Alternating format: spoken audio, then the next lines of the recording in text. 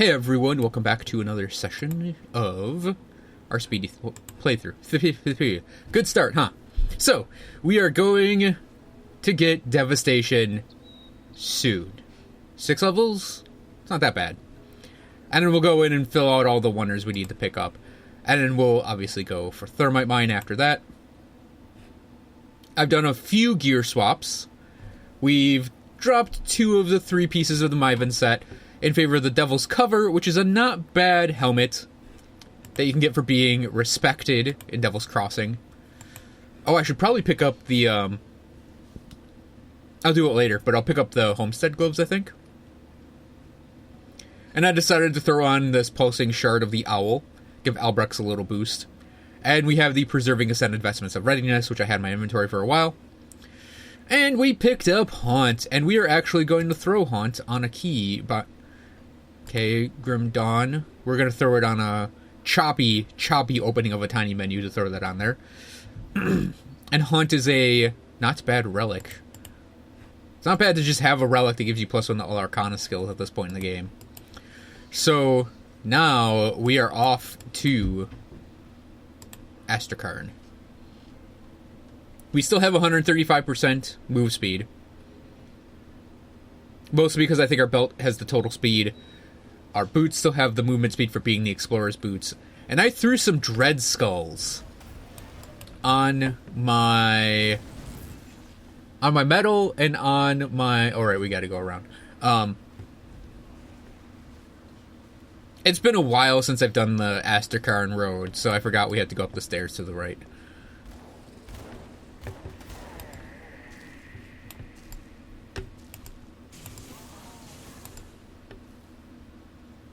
So because we have a caster chest piece now, we should have a much easier time maintaining this. In fact, yeah, we're going to have a lot, like just a lot better time playing the game because we'll be able to just hold our spells for longer. You aren't a hero.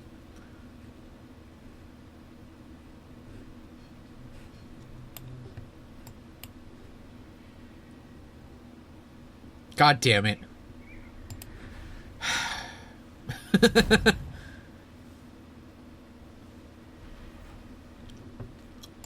Yeah, let's get like a perfect for this level diadem off one of these guys. It's out of the way of where I'm running. Of course that happens. Not that I'm going to be complaining in the long run.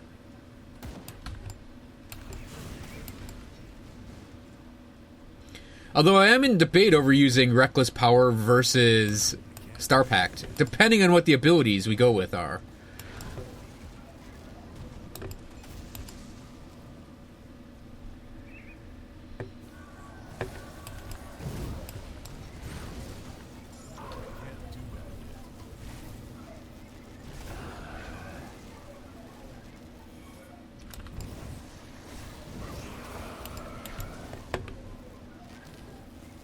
You know, I could have haunted him and done a lot more damage all at once. That's fine, though. The whole thing about Star Pact is it is Cold Lightning, which is like our 2 sub-damages almost. But it gives you a lot of cooldown reduction. And because I said I wanted to kind of try to make an honest Aether Lightning build, I'm actually wondering if... Oh, god damn the Flesh Hulks. At least you can freeze them in this difficulty.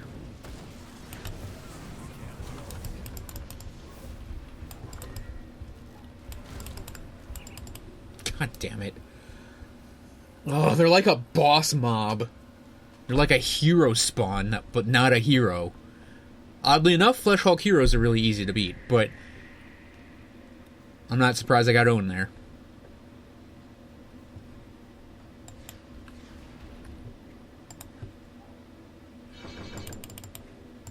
Kind of a lucky level up that we would die like right there. I'll put the crown on a little later. I actually want to get use out of the purchase I made. Though there's probably going to be an edit here for me just walking back over there.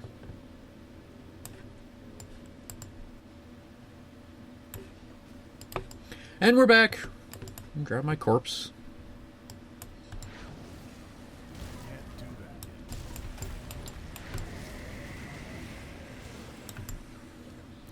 I do think that best in slot for offhand, given that we're going all greens, is going to be one of these pulsing shards. It's +2 to Albrecht's, but it's also got the Aether Smash ability, which you've probably seen a couple times by now. It is that like wave of Aether that... Ow! What the hell was that?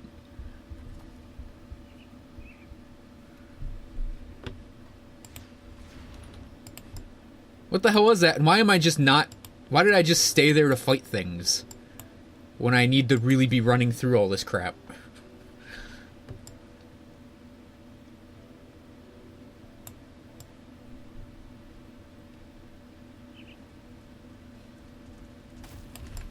What even is up here that could do that to me?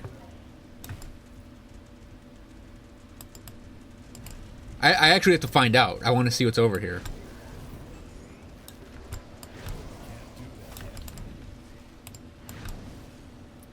It couldn't have been the ice breath off this guy. Maybe it was. So, yeah, a pulsing shard I think is going to be our best in slot offhand, provided we get a good prefix-suffix on it.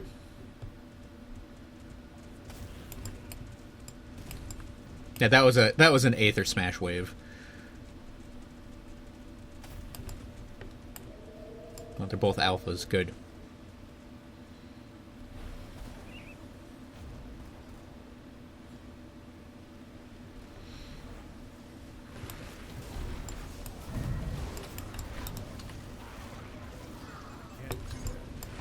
Tainted brain matter. I will take that.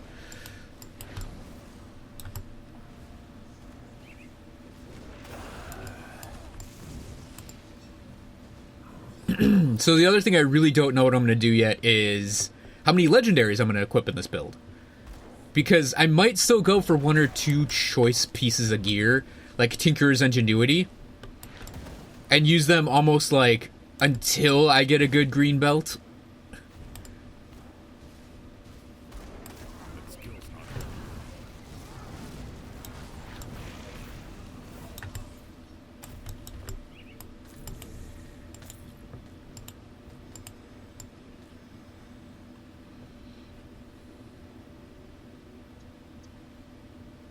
Or even just use Tinker's Ingenuity because it's that good an item.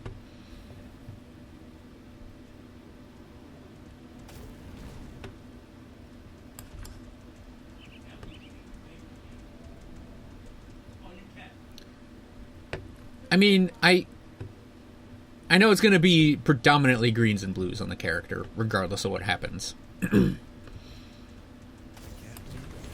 don't know if it's in my rule book in my head as to whether or not I should just take out all purples or use, like I said, 1 or 2 choice items.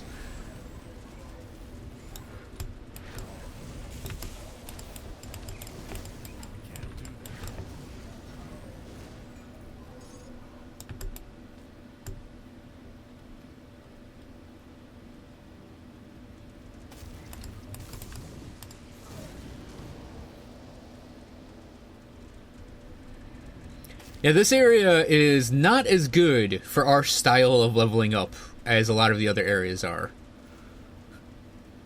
Because it's lots of things that are big and have, like, huge hit point pools. And they can be kind of tricky to deal with.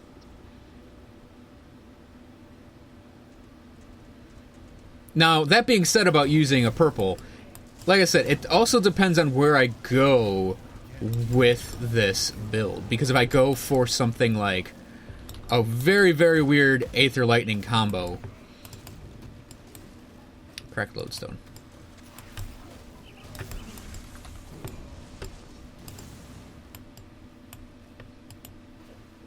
Because if I go for a weird Aether Lightning combo, then it's up in the air what I do. Honestly, it's like, I could use an Overseer's Eye then, if I do stun jacks. And it all really does depend on how many pieces of gear I get that support that, because we are doing this with greens, which means we are kind of beholden to what drops for us.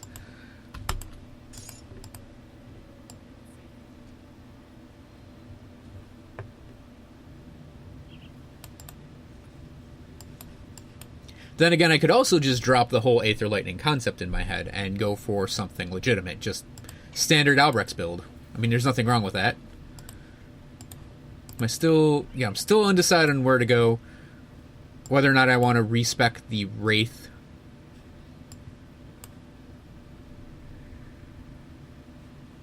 See, the thing is, to get the Ascendant points to pick up the Tempest, I would have to basically pick up a whole constellation, and I don't know if it's worth it for that.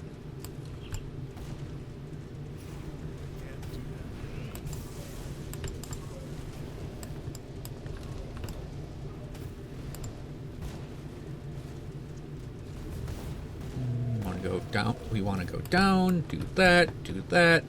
Keep running. We will, however, stop and smack the Kaiman's chosen guys around that are right here. They are worth smacking around. Trust me, it's worth it because they're kind of difficult to get negative rep with in the long run. I mean, I should know. I've done it once already to completion, and I'm doing it on another character.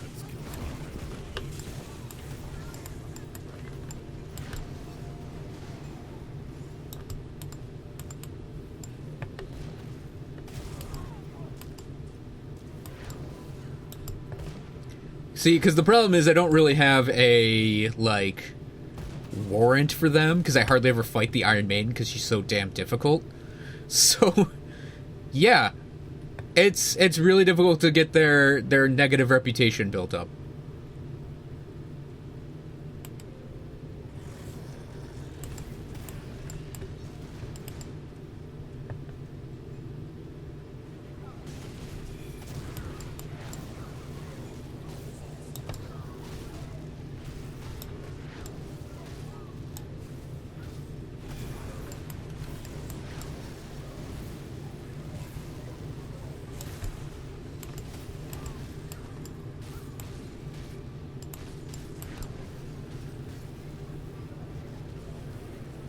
That Flesh Hulk seemed very confused as to what he was doing.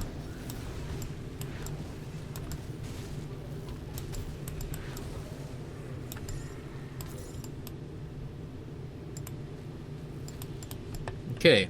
We don't have to run back to talk to Creed and Homestead at all. He'll just be here now. 2 reports to pick up.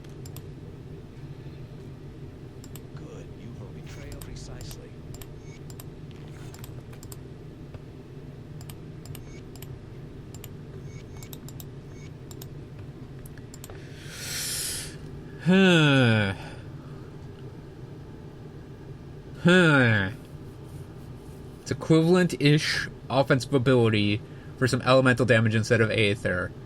+3 to Escandra's is more regen. Yeah, that we can set aside. Not worth it. Oh, of course, like, a really insane prefix comes on a level 42 item. When do I read Pyromancer? Like a Pyromancer's, Warlocks, other prefixes like that, like Magi's. Oh, I get them on low level gear. Of course it's low level gear.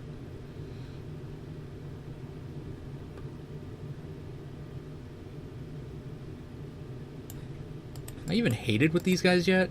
Oh no, I am. Okay. It just seems like the ethereal spawns are kind of light.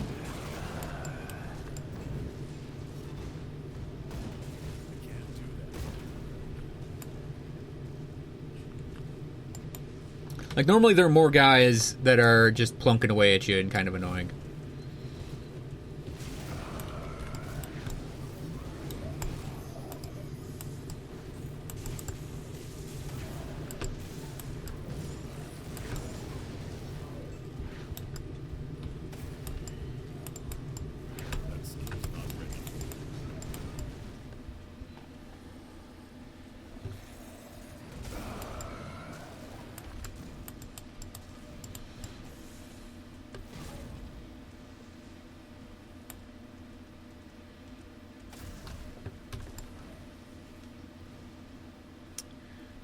Man, Aether Smash is actually a really good ability.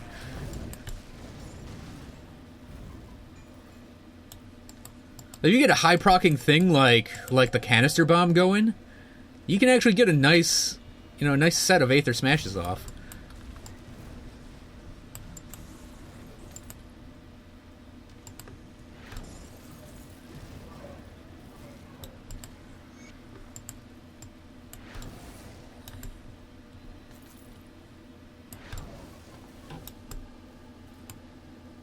Okay.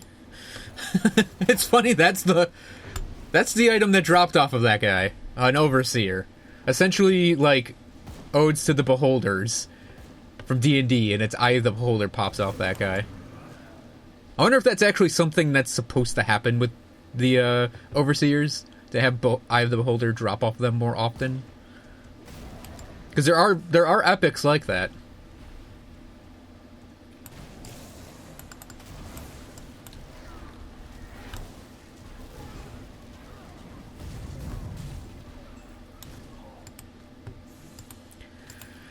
Oh, Spellblade of Insanity might be something to equip. That's a suffix I always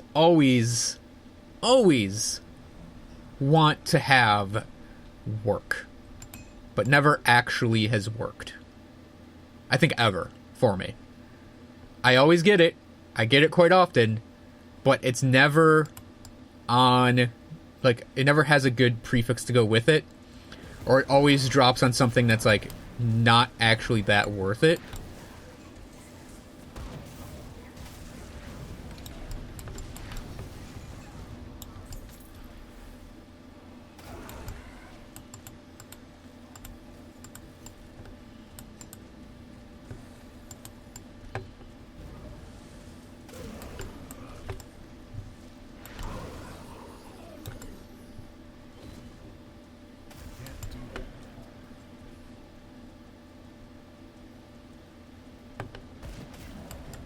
It's also the mind control ability is just never... It's mind control, right? Confusion. The confusion, it never seems to proc a lot.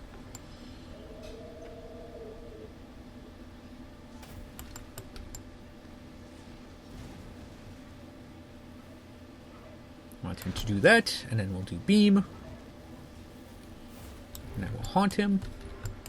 It's just more damage. Avoid the devastation wave. Run away from that attack. Bomb. Haunt him again.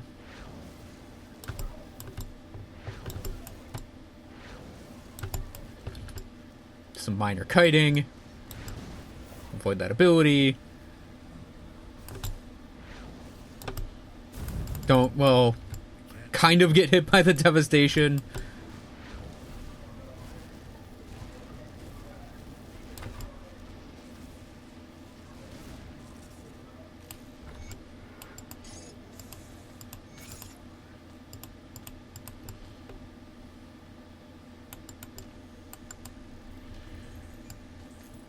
So my general pattern here,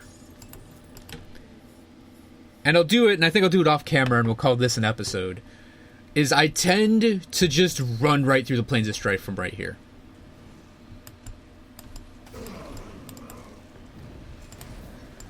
So we destroy the barricade and move on, and I don't go up and grab the quest from Creed until I actually get into the Necropolis.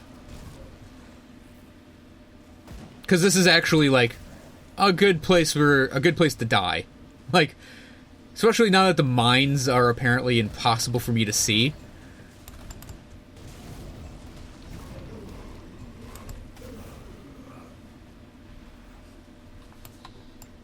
Why am I going up here? Okay, sure.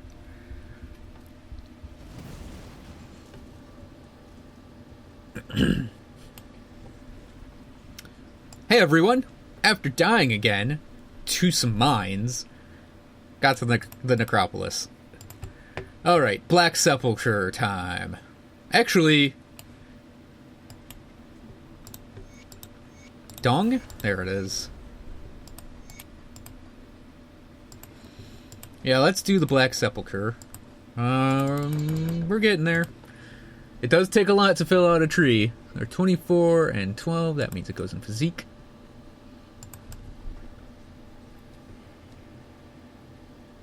So check this devotion point off the list.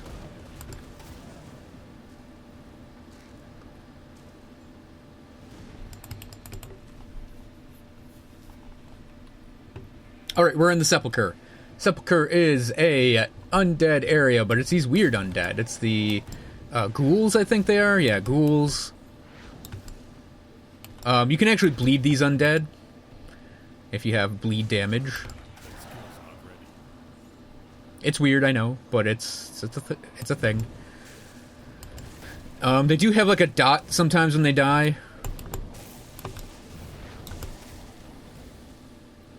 I believe it's actually a blood dot. It might be vitality damage, though. It's hard to tell when something's vitality damage in this game. I generally associate it with a bluish-white color, sort of like ghosts. But, sometimes it's not. Like, to me, the big vitality damage thing that you fight is Alcamos at the bottom of the Steps of Torment. And his crap is blue. But I think he might be, like, cold vitality.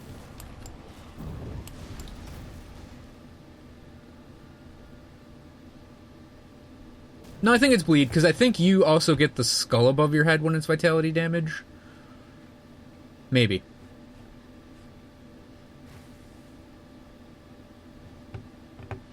So the Sepulchre is basically like a switchback area.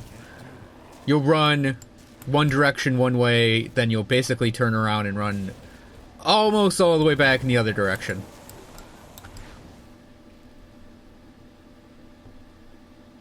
And you sort of fold in on yourself.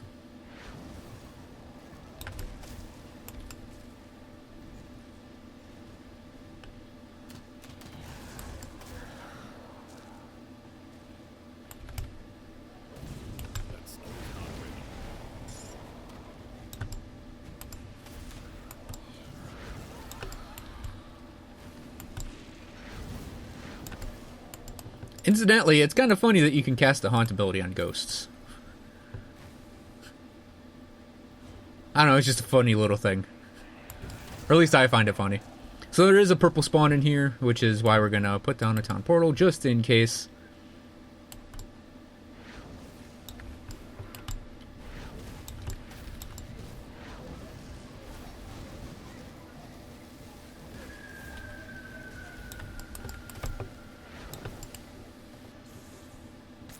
Hey, respected with the Rovers. That's awesome.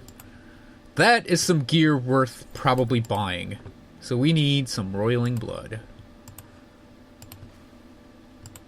And I'm not joking when I say that.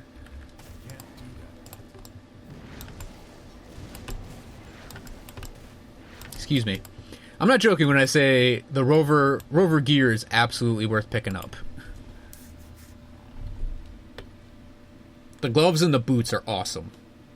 They're awesome at 35. They're awesome at 50, I think, is when you get elite for them. We'll get this blood first and get that shrine out of the way. Now probably blood, roiling blood.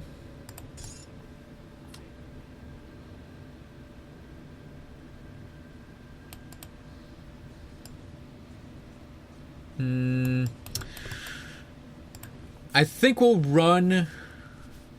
I'm debating running the Necropolis or going to get the gear.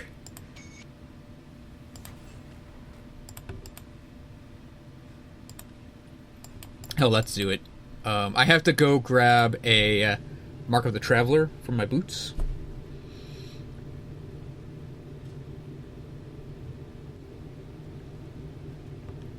Alright, respected with the Rovers gets us the Rowari handguards, which are just general great all-rounder gloves. Hell, I've used the Empower Rowari handguards, like, at 85 on some characters. Same thing with the Greaves. They're just all-around good Greaves, and at 85, they're actually not a bad item. They may even be slotted in for a really long time on this character when we get to the empowered versions of them.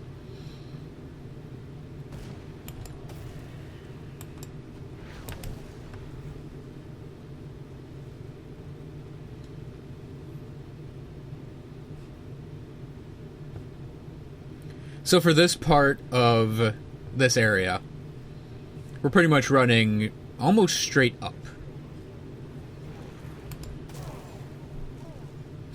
That was a funny noise all those guys made. They were like, oh, all at once. I don't know, I found it very, very humorous. So, the sort of sign we're going the right way is we're going to come upon a devotion shrine soon. Another one. There's a lot in normal. I forgot how many there were in normal.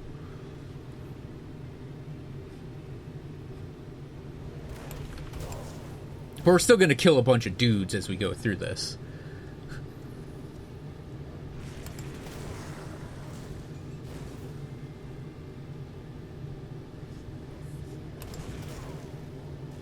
It's a fighting shrine. I think we get like a unique guy up here.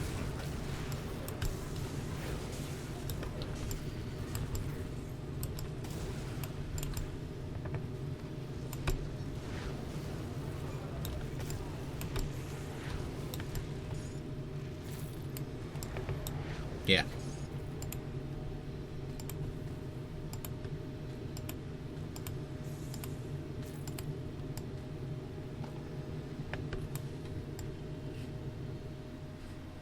Yeah, we want to go this way.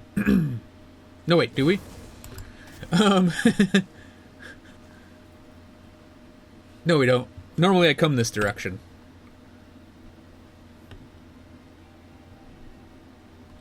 It looks like we're going past the shrine and we should be able to turn left right here.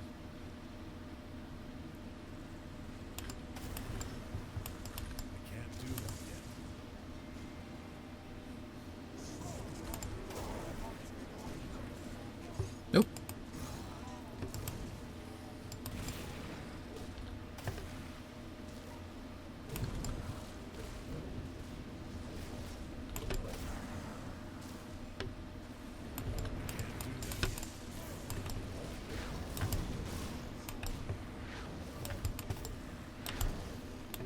So here's the waypoint that we have to fight some guys at. I don't know if we can just fight them now. We can. Perfect.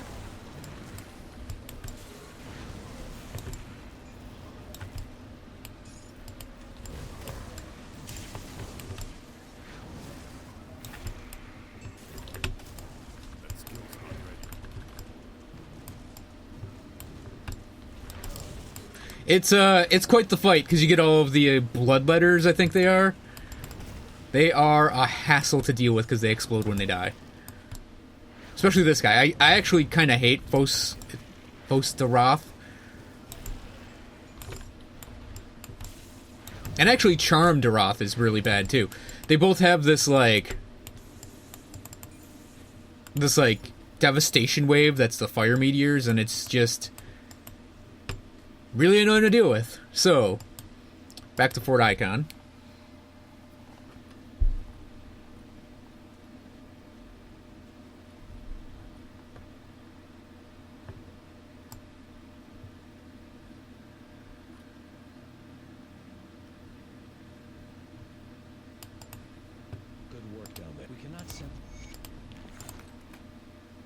So for this quest, I always give it to this guy.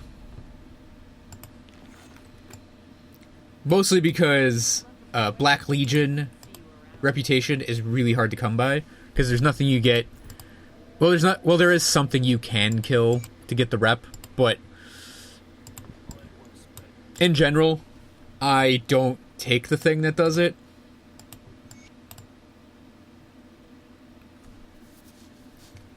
So for finishing this episode off, I think we're going to grab up 2 devotion shrines. I think I got time for that.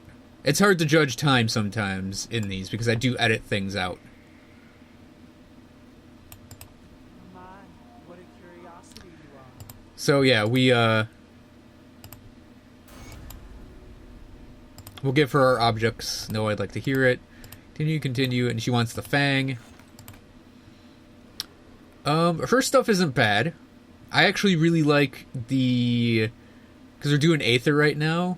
I'd really like to use the Wrath Vestments.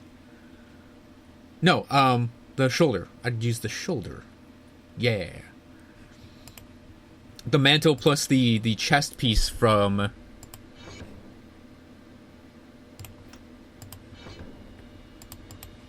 from the Black Legion is actually not a bad combo for what we're building right now.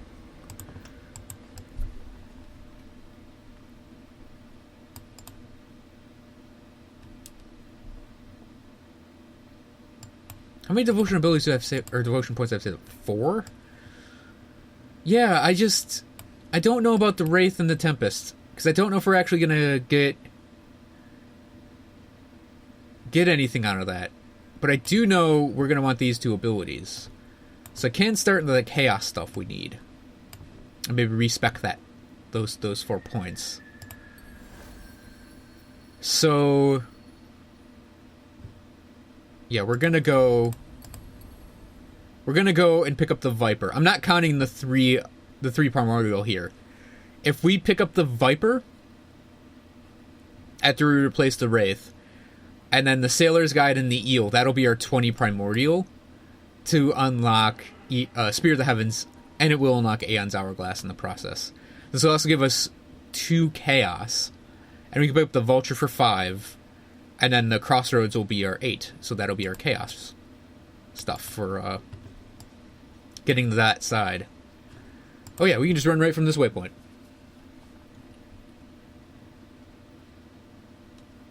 So yeah, this is me eschewing speediness for picking up devotion points.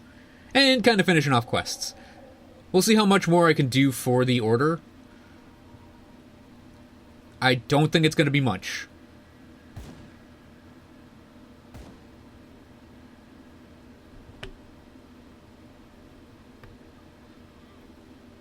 Yeah, it's also kind of easy to come this way because I killed everything already.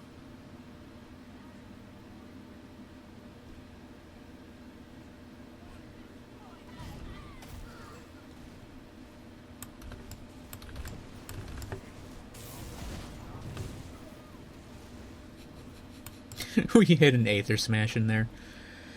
Okay, so I'm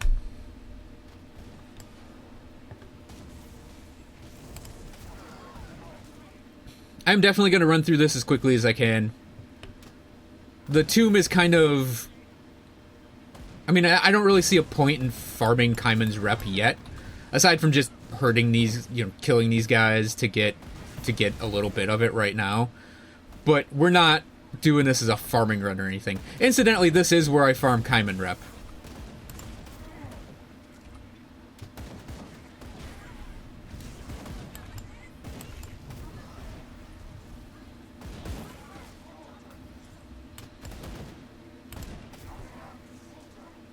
Run down the stairs on the left.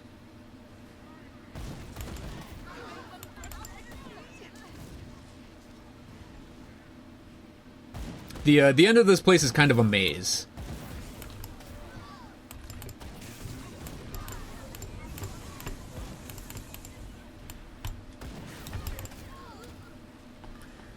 There's a lot of, you expect you can go one way, but you really can't, so you have to go the other way.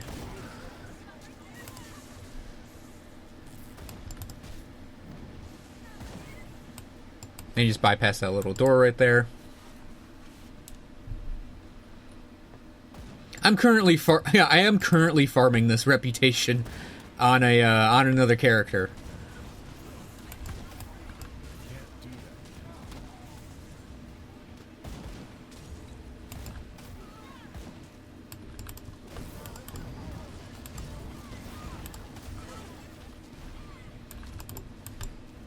Is that other character's level 85 and is pretty much immune to anything any of these Kaiman guys throw at him.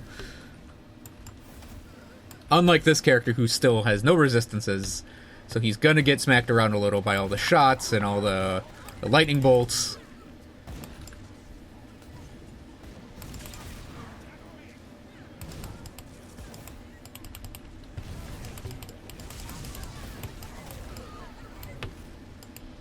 Incidentally, that's the big annoying thing when you have to fight Kaiman's guys. It's the Stormbearers. The Blade Maidens are pretty powerful, but once you gain the resistances against them, they aren't that bad. It's the Stormbearers that can, stun lock you if there are multiple ones of them.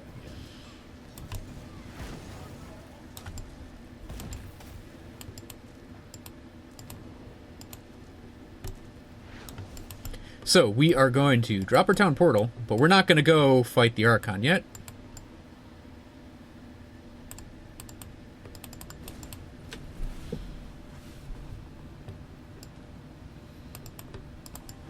This is definitely what we're here for more than the Archon, in all honesty.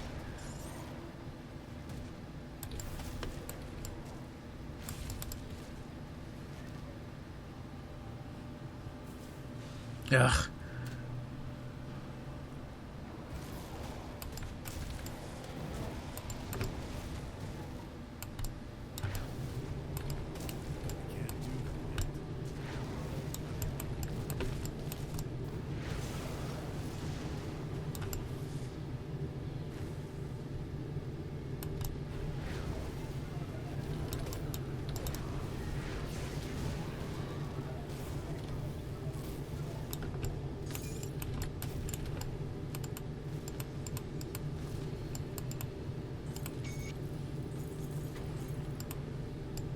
Trust me, it's worth it. That one ancient heart. Okay.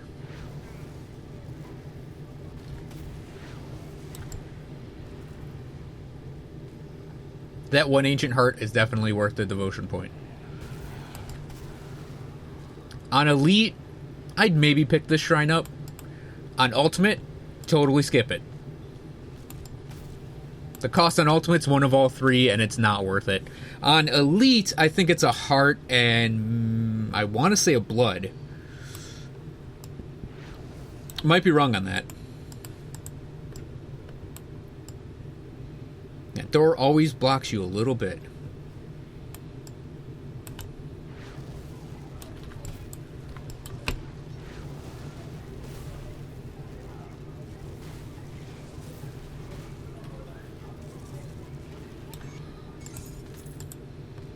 I have so many good war malls off this guy too. Like I've gotten something like 4 or 5 of them that are just like, wow, those are crazy ass stats. To the point one of them has plus 4 to Kalidor's Tempest, plus 2 to Fire Strike. It's just a war mall of what's it called? Arcane Blaze.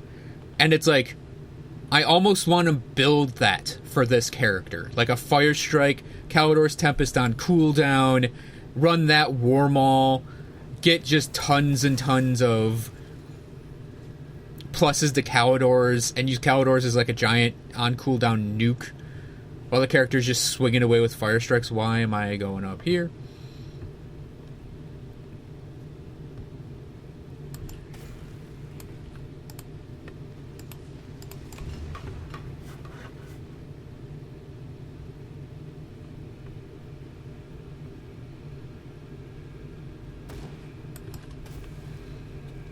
The War Maul gives something like 150 Aether, 200 something Fire.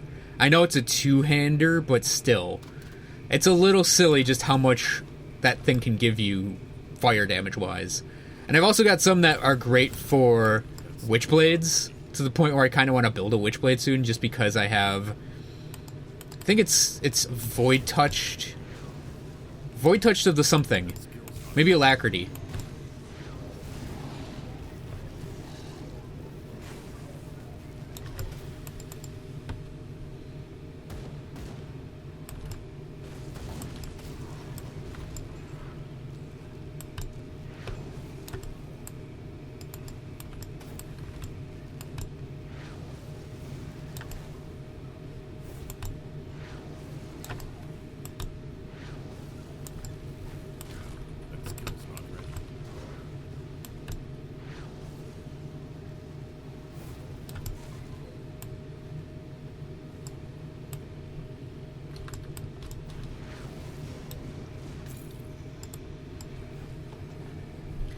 Yeah, it's like Void Touched of Alacrity. It's got tons of fire. Oh god. It's got tons of fire damage, tons of chaos damage, physical damage I think is in there somewhere.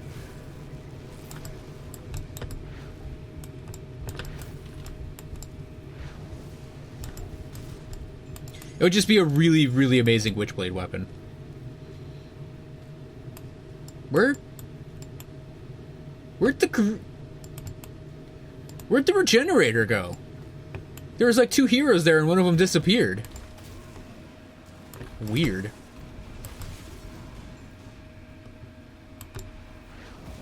Or no, he wasn't a regenerator, he was just a heroic shaman. Bizarre.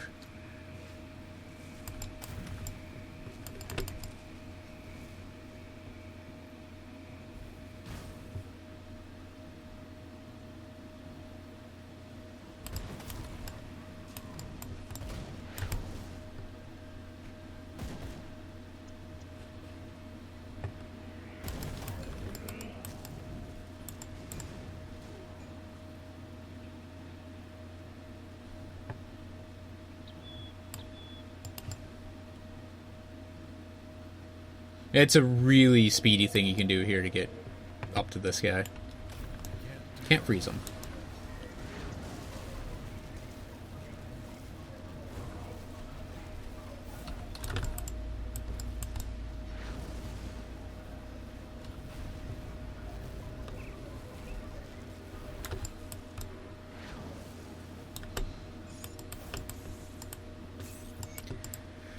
Okay, we need a chipped claw for this.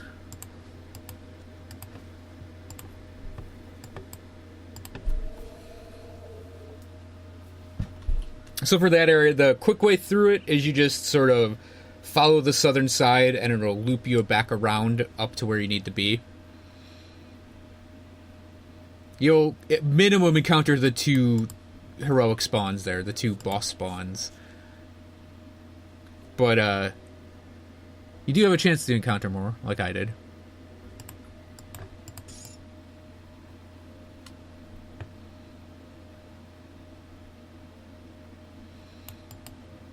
And I would do some weird build that's like Calidor's Tempest and Firestrike. But I just really wanted to make this guy an Albrecht's Aether Ray guy just to prove I could do it with greens and have him still be effective. Because the other Albrecht's guy is great. He's really fun, stupidly powerful, but a lot of it is his gearing. It's like a Warp Fire, it's the Iskandris set, it's Tinker's Ingenuity combined with, Mark of Divinity, and he's got like the Aether gloves and pants, and it's like, I really want to see what a character with this ability can do when they aren't kitted out in some crazy set of purples. I mean, it's going to be a crazy set of greens eventually. It also leaves... Oh yeah, that'll get you a blueprint for Blueprint Askers. It also leaves a lot to... expand on, because I can always switch the greens out for other greens.